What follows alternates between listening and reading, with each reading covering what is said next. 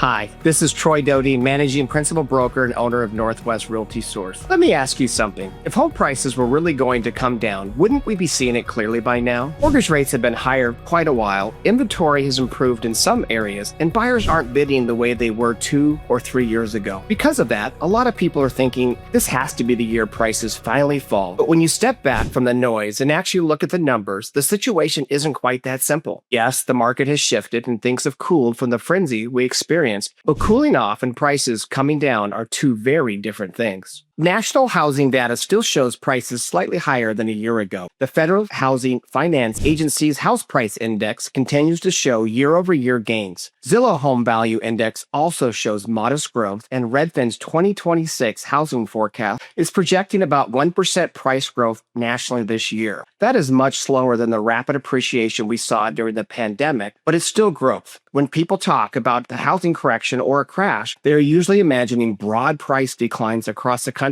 and that is simply not what the data is showing right now. So why does it feel like prices should be falling? Mainly because affordability is tight, mortgage rates are higher, monthly payments are larger, and buyers are more cautious. But higher rates also locked many homeowners into very low mortgage rates a few years ago. And a lot of people are still sitting on 3% mortgages, and moving today would mean jumping to a 6 or 7%. And because of that, fewer homeowners are willing to sell, which has kept inventory from rising as much as people expected. When supply stays relatively tight, even softer demand is not always enough to push prices down significantly. What we are seeing instead is a more balanced market. Buyers are more careful and sellers are more realistic, but neither side is desperate. And markets typically do not crash when both sides remain relatively stable. For buyers, that means you may not see a dramatic drop in prices, but you may see less competition, more choices, and more room to negotiate. For sellers, it means pricing strategy and presentation matter much more than they did a few years ago. Homes that are well prepared and priced realistically are still selling at stable values. So are home prices finally coming down in 2026?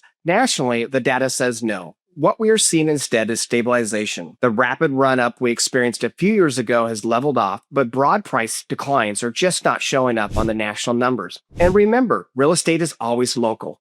What's happening across the country can look very different from what's happening in your neighborhood. If you're wondering what this means for your home's value and your buying power, reach out and we can take a closer look at your specific market and build a plan that makes sense for you. And if you found this helpful, make sure to like and subscribe so you don't miss future market updates and practical real estate insights.